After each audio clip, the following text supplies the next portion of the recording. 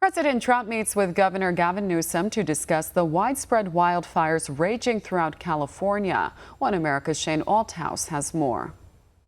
If we ignore that science and sort of put our head in the sand and think it's all about vegetation management, we're not going to succeed together protecting Californians. Okay, it'll start getting cooler.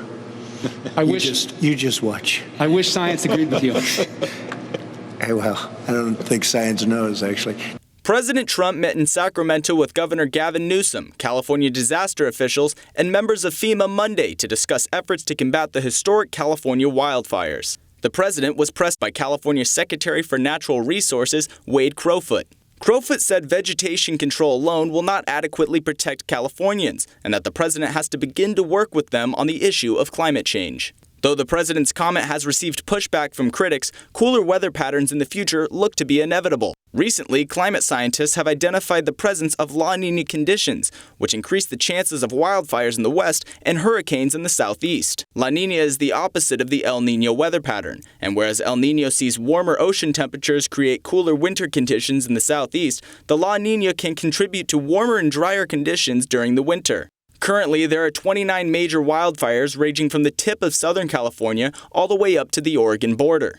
Where both sides agree is the necessity of vegetation control to prevent future blazes.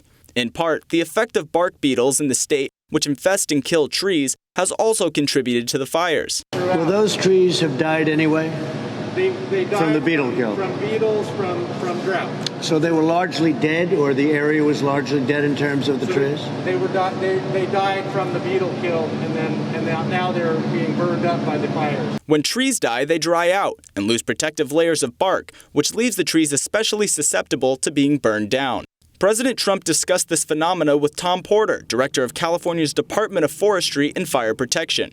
Porter went on to point out that the redwood trees in Northern California and in the sequoias will survive the fires because their protective bark is nearly 2 feet thick. So why is because of the thickness, the power of the tree? Why aren't they burning? They have bark that's about 2 feet thick, and they're very wet. They're very wet. They're very resilient to fire.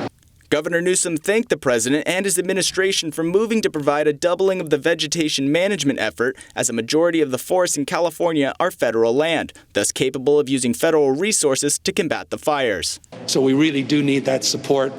We need that emphasis of engagement, and we are fully committed to working with you to advance that cause. Shane Althaus, One America News. Want to see more videos like this?